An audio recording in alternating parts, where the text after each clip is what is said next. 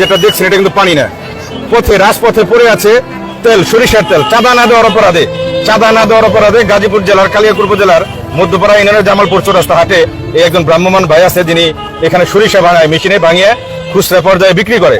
চাঁদা না দেওয়ার কারণে এই তার এক ড্রাম তেল এখানে রাস্তায় ফেলে দেওয়া হয়েছে, যে তেলের অধিকাংশ এখনো রাস্তায় আছে। আপনারা দেখছেন। ভাই আপনার নাম কি? আমার নাম আবুল বাশার। আবুল বাশার।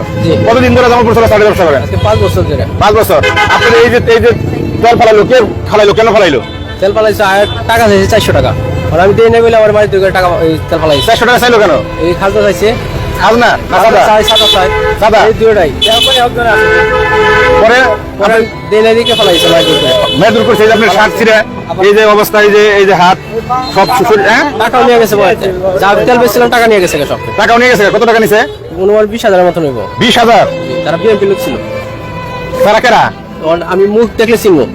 মুখ দেখলে চিনবেন? জি। তারা এই এলাকার লোকটা আমি। কি জানি বললেন, আমরা কি রাজনীতি, তারা কি করে দরকারে? পুলিশে কল দে, থানাত কল দে।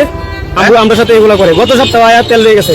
পরে আরেকজন মুন্সি ছিল, এরা বলাতে আবার তেল ফেরত দিয়ে গেছে। পরে কোথায় বান্দির ভর্তি বুঝে লইছে। গত সপ্তাহে এটা বলে গেছে, আজকের টাকা যখন চাইছে, কইছে যখন টাকা নিয়ে গেছে তখন